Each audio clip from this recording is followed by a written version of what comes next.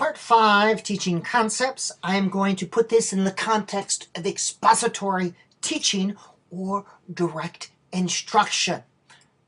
An advanced organizer is something that organizes and comes in advance of the lesson. Here you can see the general structure of what I am going to tell you about expository teaching. And you can pause. This is to be compared with discovery learning, which is coming in the next video. You can pause and read here. The superordinate categories would be perhaps direct instruction and less direct instruction. Direct instruction, expository teaching. Less direct instruction, discovery learning. And 2 authors whose names you would associate with each one. It is a type of deductive teaching and learning. You define the concept and you use examples up front. Students look at these examples or this body of knowledge or clues and take away a specific answer. Deductive thinking is Sherlock Holmes types of thinking, where you look at a body of clues, the crime scene, and you come away with one specific answer. The butler did it. As I said, it starts with an advanced organizer up front. It organizes the information that is to be learned. It's advanced. It comes in front of the lesson. It uses direct instruction, where the teacher tells students. By the way, discovery learning uses direct instruction as well, but in a little different format in different places. So don't think that discovery learning doesn't entail direct instruction. It does, just a little bit differently and placed a little bit differently. But you tell students exactly what they need to know, the definition, the defining attributes, etc., etc. Goes from general conclusions to specific facts, deductive thinking. And again, just like Sherlock Holmes, general conclusion, there's a dead person here. Let's look at the facts and come to a conclusion. All right? You give them the big picture. This is what the concept is, particular facts, the conclusion, they understand what that concept is. It uses direct instruction. By the way, discovery learning uses direct instruction too. I'm going to say that 2 or 3 times. It's planned redundancy. Hit the same idea many times in different ways. But it is a well-defined path to a specific conclusion.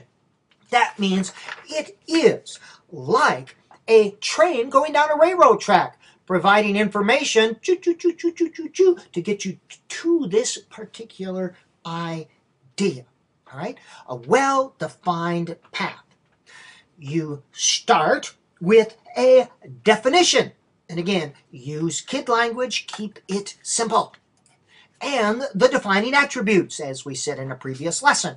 These are the essential characteristics, the rules or features. This must be here for it to be a concept. Again, use kid language. Break it down, keep it simple. It's not what you say that makes you a teacher. It's what students know and learn that makes you a teacher versus a talker or a measurer.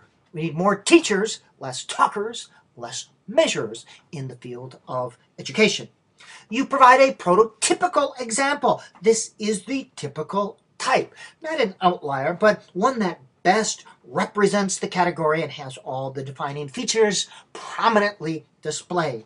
And to be a good teacher, you don't provide simply one example. You provide many examples of the thing, of the concept. So students can begin to see they're hit over the head. They can see the defining attributes, what makes the thing a thing. You also need to provide some negative examples. Tell why it isn't. Things that are close but are not the concept. And emphasize the defining attributes. This cannot be the concept because it does not have these things or has those things. So link defining attributes to both the positive and negative examples of that concept. 12. Guided practice in some form. Students use both examples and non-examples, and they explain why it is the concept and why or why not it isn't. And the teacher, then, you are able to acknowledge the correct responses and give students feedback. And I use the example, raise your thumb if you think this is a mammal.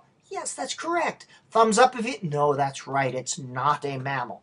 So guided practice, you're going through it with the class. and that gives you a sense of informal or formative assessment. Guided practice, and again, guided practice and extension, students ask students to provide examples and non-examples of the concept and explain why. Who can give me another example of a mammal? Tell me why you think this is a mammal. So these are kind of lumped together. Just, I want you to know that sometimes guided practice takes more than one form, and you can extend it. Independent practice is where students somehow manipulate the idea or extend the concept in some way. This sometimes is as homework or activities or assignments. Know that learning is never complete. Just as in these videos, there's planned redundancy in your teaching. You always have planned redundancy. Planned redundancy again, Johnson lesson plan format for teaching concepts using direct instruction, the purpose statement, what they are to learn, input, definition, defining attribute, positive, negative, guided practice, and an activity where they extend or enhance or manipulate the concept idea in some way. And part 5, expository teaching.